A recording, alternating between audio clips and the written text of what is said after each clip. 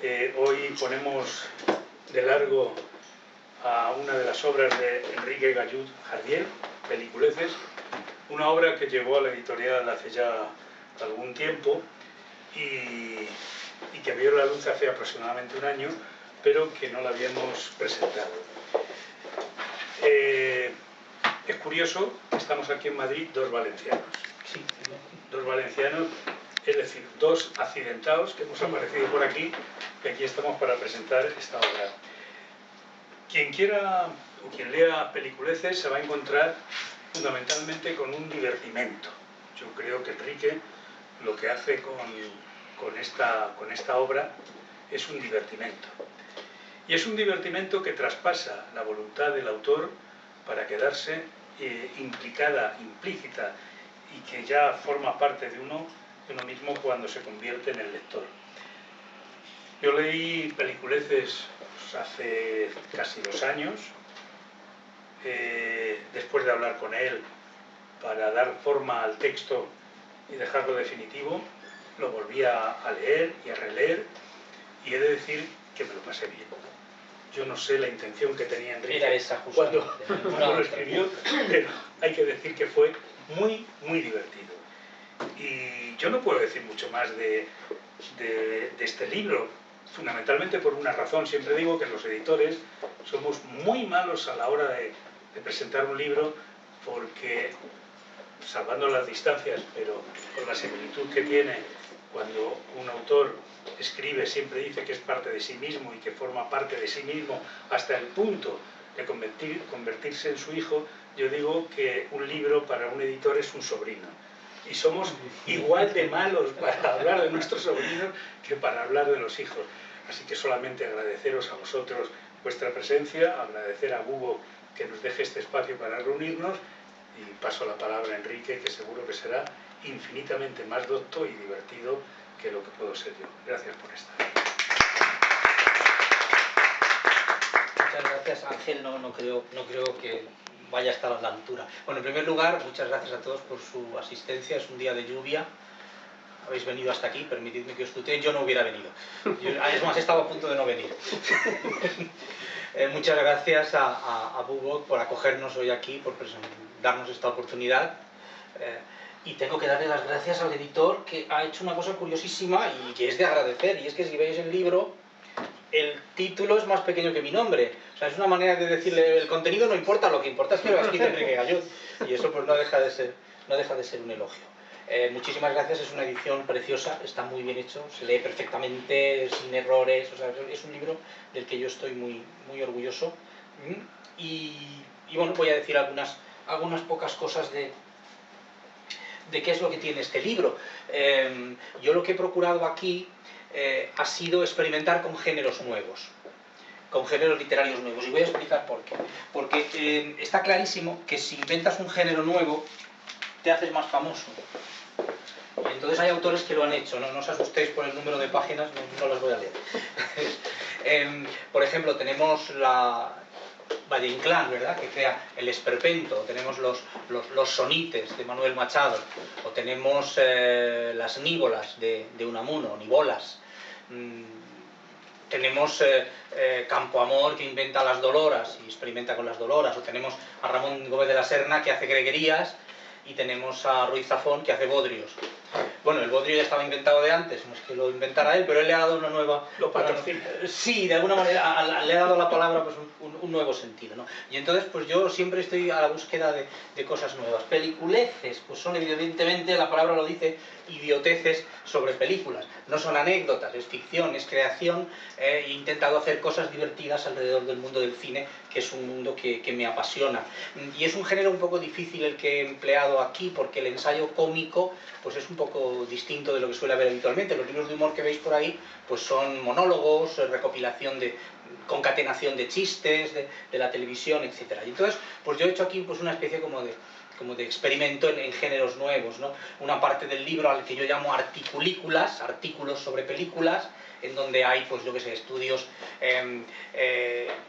teóricamente eruditos sobre los electrodomésticos en el cine, o sobre los animales en el cine, ¿no? O, por ejemplo, trucos para escribir guiones originales, un guión para por una hipotética presentación de los Goya. Y luego pues he experimentado con otras variedades. Por ejemplo, lo que yo llamo tramixturas, mezcla de tramas mezcladas, historias hechas con trozos de historias preconcebidas antes y que se mezclan y que dan historias nuevas.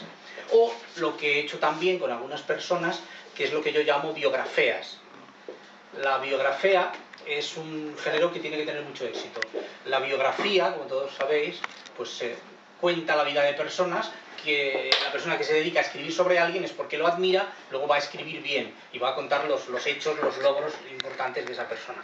Yo escribo las cosas malas, yo escribo lo contrario. La biografía es la descripción negativa de una persona. ¿Y por qué digo yo que esto va a tener éxito? Pues porque a nosotros no nos gusta elogiar a los demás, somos todos muy envidiosos, nos gusta hablar mal de la gente.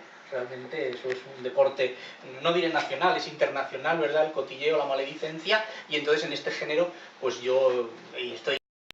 Y lo que voy a hacer es explicaros un poco con un ejemplo que he preparado cómo convierto yo en cómico algo serio, cómo parodio, cómo empleo la desmitificación, de una manera muy sencilla. Y lo voy a ver con un ejemplo para que veáis cuál es mi procedimiento y cómo escribo yo estas parodias y estas cosas cómicas. Tomo un elemento muy serio y le añado lo humano, lo humanizo. Y por humanizarlo no quiero decir nada bonito. No estoy diciendo que lo haga más amable, que lo haga más tierno, que lo haga más sensible, sino todo lo contrario, lo humanizo en el sentido de cuáles son las características de los humanos. Entonces, un ejemplo que veáis, para que veáis un ejemplo de cómo se gesta la biografía. Toma un personaje serio, por ejemplo, Julio César, respetable, hacedor de grandes gestas, y toma una frase completamente seria en un principio. Por ejemplo, Julio César escribió La guerra de las Galias. Hasta ahí no hay ningún problema, ¿no es así? Bien, entonces le añado un elemento humano, por ejemplo, la vanidad. A esa frase le añadimos la vanidad humana, y quedaría algo, por ejemplo, no contento con ser el general y político más famoso de su tiempo, Julio César quiso que tampoco se le escapara la gloria literaria y fue y escribió La guerra de las Galias. Ahora, si no era un buen escritor, pues podrían pasar distintas cosas. Julio César escribió La guerra de las Galias, pero la obra, lamentablemente, estaba llena de faltas de ortografía. Ya tenemos a Julio César un peldaño más bajo de lo que estaba. Ya no nos lo podemos tomar tan en serio, ¿verdad? Esto es lo que se aplica en este libro a algunas biografías de personajes del mundo del cine. Descubierto sus carencias literarias, mató al esclavo arreándole 7 puñaladas cerca del occipucio. Claro, pero los esclavos son cotillas, y ya el esclavo ya se lo había contado a los otros esclavos. Como todos sabían lo de la mala ortografía de César, César se vio en la necesidad de asesinar a sí mismo al resto de sus esclavos, y acabó lavándose él mismo los calcetines. Además, tuvo problemas para explicárselo a su mujer, Calpurnia, quien, al enterarse, puso el grito en el cielo y le mandó a dormir al triclinio, que estaba muy duro. Esto es un poco lo que va sucediendo cuando hemos puesto, ¿verdad?, la vanidad, los defectos de la persona. O otro elemento que se puede añadir, un elemento muy humano, por ejemplo, la mala memoria. Cuando Julio César se dispuso finalmente a escribir La guerra de las Galias, un proyecto acariciado durante muchos años y muchas veces pospuesto a causa de tareas más urgentes, ya había transcurrido mucho tiempo y no se acordaba casi nada de lo que había pasado, pues se le mezclaban en la mente recuerdos de unas guerras y de otras. Así es que optó por inventarse las batallitas y ponerles nombres geográficos verosímiles, a ver si colaban.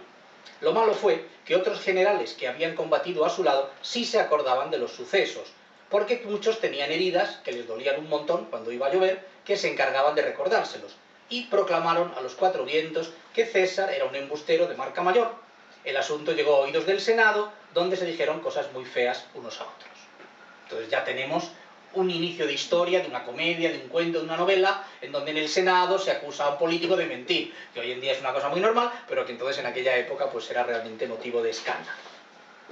O por ejemplo, otro elemento que se puede añadir, pues el sadismo, la perversidad humana. Todo alrededor de esta obra. Es sabido que Julio César odiaba a los niños, ya que todos se reían al verle, porque, además de ser calvo, tenía las narices muy grandes. Entonces, César quiso vengarse de ellos, aunque no se le ocurría cómo. Finalmente tuvo una idea feliz y escribió La guerra de las Galias. un libro aburridísimo y en un latín infumable. Él contaba, y así fue en efecto, que durante muchos siglos su nombre sería venerado por todos los generales ambiciosos, y que se obligaría a los niños de muchas épocas y de muchos países a aprender latín y a traducir el dichoso libro. La moraleja es que no debes reírte nunca de las narices de nadie, porque hay gente muy vengativa por el mundo. Esta es la manera en que funciona este género mío de las biografías, ¿verdad? Añadiendo elementos humanos y modificando la historia. Realmente es muy fácil. Una vez que tienes el bastidor, es cuestión de darle la vuelta.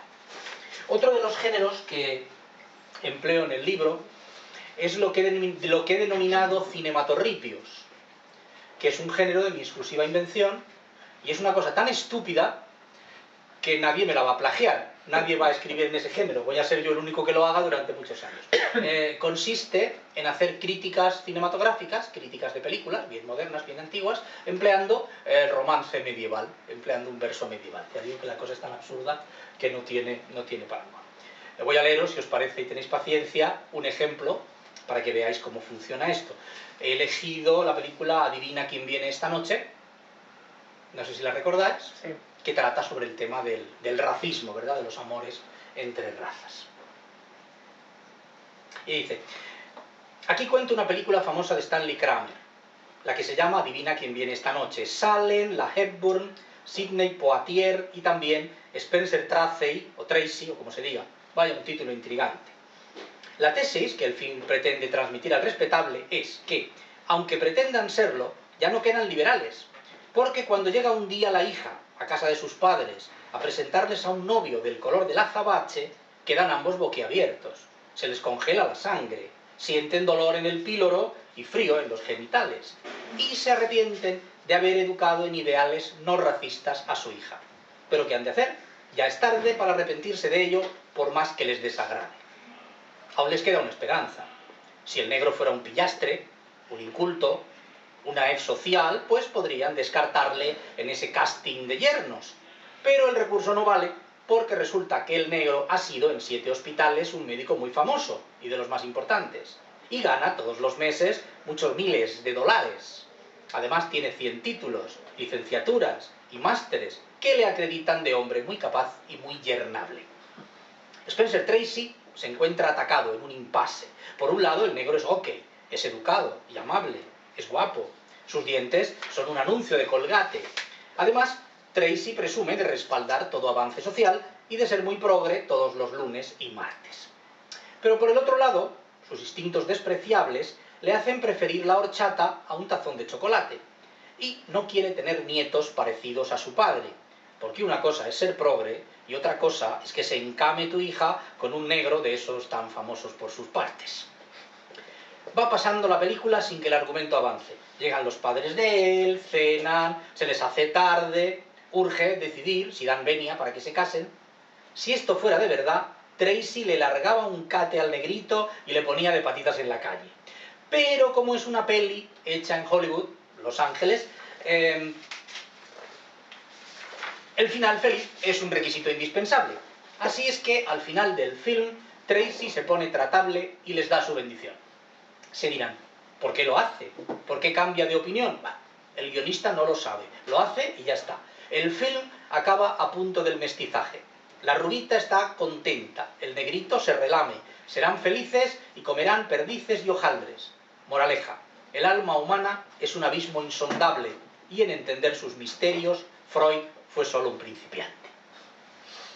Esta es una de las formas en que se puede hacer crítica cinematográfica de una manera distinta.